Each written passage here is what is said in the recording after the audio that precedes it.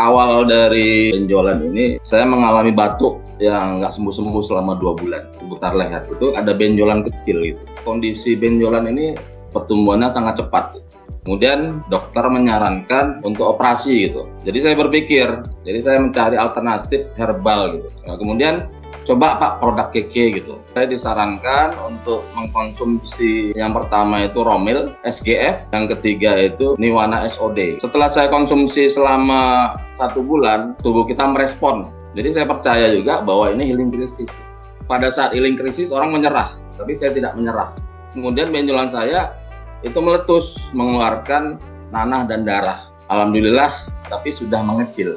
Sangat signifikan, saya merasakan bahwa kondisi tubuh saya tuh semakin sehat, stamina saya semakin baik, kemudian sekarang sudah berat badan saya normal kembali.